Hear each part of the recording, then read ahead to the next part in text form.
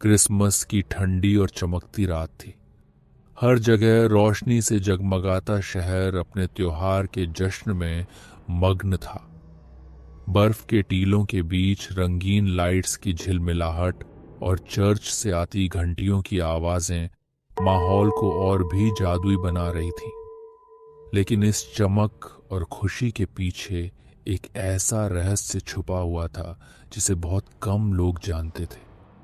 शहर के बाहरी इलाके में एक पुराना चर्च था जिसे लोग डर का चर्च कहते थे।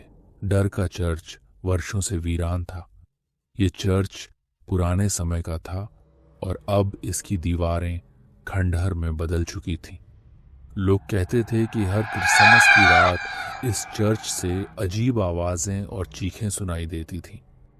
चर्च के पास के इलाकों में किसी को जाने की हिम्मत नहीं होती थी। कई लोगों ने दावा किया था कि उन्होंने वहां पर अजीब आकृतियां देखी हैं, लेकिन 4 दोस्तों आर्यन, नेहा, विराट और प्रिया ने इस बार इस रहस्य को सुलझाने का फैसला किया। वे सभी शहर के युवा थे और हमेशा रोमांचक काम करने की कोशिश में रहते थे। इस बार उन्होंने तय किया कि वे क्रिसमस की रात चर्च जाकर खुद यह जानेंगे कि वहां क्या होता है। रात के 11 बजे चारों दोस्तों ने अपनी जरूरत का सामान लिया और चर्च की ओर चल दिए। नेहा ने बैग में टॉर्च, कुछ मोमबत्तियां और एक प्राचीन नक्शा रखा था जो उसने एक पुरानी किताब से पाया था। रास्ता सुनसान और बर्फ से ढका हुआ था। ये जगह पहले ही इतनी डरावनी लग रही है, नेहा ने कहा। डरावनी नहीं, रोमांचक, विराट ने जवाब दिया। जैसे ही वे चर्च के करीब पहुंचे, हवा अचानक तेज हो गई और एक अजीब सी सर्दी ने उन्हें घेर लिया। चर्च की बड़ी बड़ी खिड़कियां टूटी हुई थीं और दरवाजे पर जंग लगे ताले थे। विराट ने दरवाजे को धक्का दिया और वह खुद ब खुद खुल गया। अंदर का दृश्य और भी डरावना था। दीवारों पर अजीब आकृतियां बनी थीं और फर्श पर जगह जगह धूल जमी हुई थी। बीच में एक बड़ा क्रॉस लटका हुआ था जो धीमे धीमे हिल रहा था।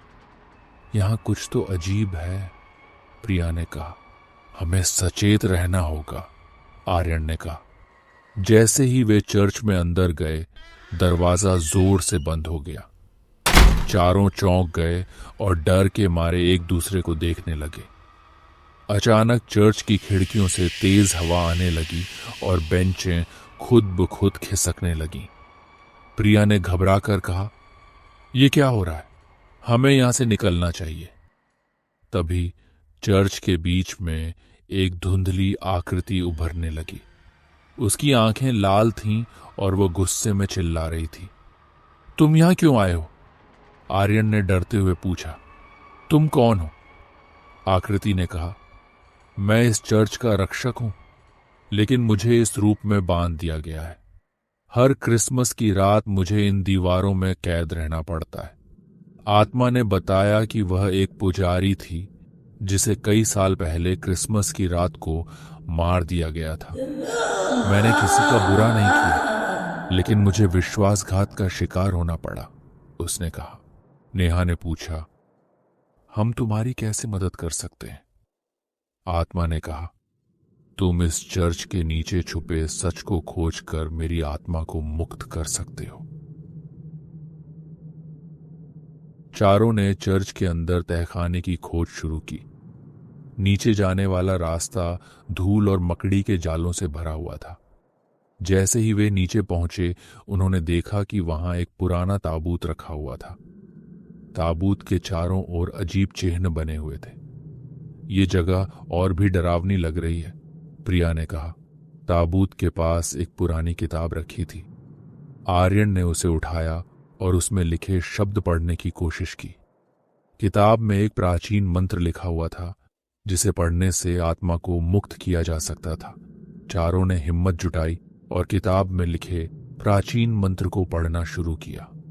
जैसे ही उन्होंने मंत्र पढ़ा, तहखाने की दीवारें कांपने लगीं और एक तेज रोशनी चारों ओर फैल गई।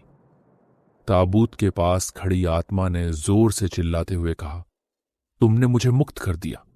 आत्मा ने बताया कि उसने कई वर्षों तक इस पीड़ा को सहा है और अब वह शांति से जा सकती है। जैसे ही आत्मा गायब हुई, तहखाने का माहौल सामान्य हो गया। चारों दोस्तों ने राहत की सांस ली और चर्च से बाहर निकल आए। अगली सुबह शहर में यह खबर फैल गई कि डर का चर्च अब भूतिया नहीं रहा। लोग वहां जाने लगे और क्रिसमस का त्योहार मनाने लगे। चार दोस्तों की बहादुरी और सूझबूझ की हर जगह सराहना हुई, लेकिन चारों जानते थे कि उन्होंने क्रिसमस की उस रात कुछ ऐसा अनुभव किया था जिसे वे कभी नहीं भूल पाएंगे।